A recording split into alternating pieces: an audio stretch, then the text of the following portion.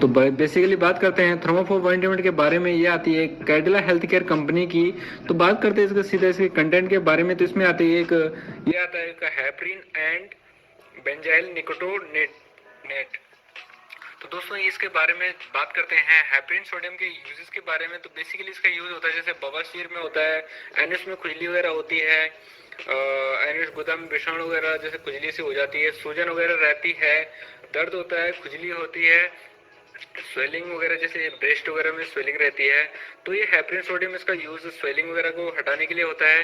तो बात करते हैं इसके बेंजाइल निकोटिनेट के यूजेस के बारे में। तो बेसिकली इसका यूज होता है क्लॉट जैसे ब्लड का थक्का बन जाता है कहीं पे, तो उसका यूज होता है। तो अदर यूज इसके बारे में बात करते हैं। बेसिकली यूज ये आता है इसके लिए आता है, क्लॉट के लिए आता है जैसे ब्लड का क्लॉट हो जाता है, डीबीटी के लिए आता है जैसे आपका डीबीटी का मीन्स हुआ जैसे डीप वैन थ्रोमोसिस, जैसे आपका ब्लड के जैसे नशे की कई लेयर होते हैं तो डीप में होता है, तो जैसे गहरी नसों में क्लॉट से बन जाते हैं तो उसके लिए हटाने के लिए ये बेहतर थ्रोमोफोब बनाई गई है। तो इसी के नाम से ये शायद थ्रोमोफोब ऑइंटमेंट इसका नाम रखा गया है।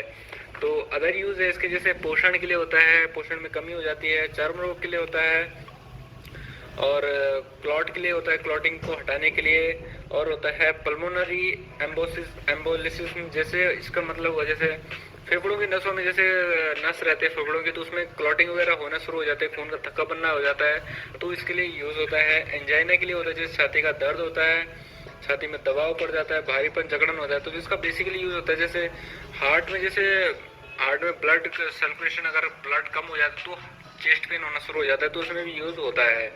हार्ट अटैक के लिए यूज होता है।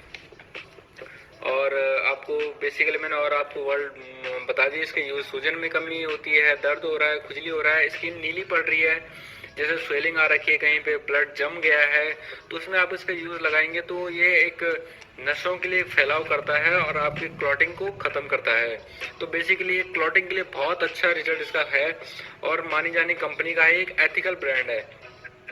और बात करते हैं इसके साइड इफेक्ट की। तो आप इसके साइड इफेक्ट जैसे धुंध सी दृष्टि हो जाती है, रक्तस्राव हो सकता है, झुनझुनी होती है, तेजी से सांस लेने में तकलीफ हो सकती है, ठंड लगना है, खुजली जलन हो सकती है, त्वचा पर चकत्ते भी हो सकते हैं।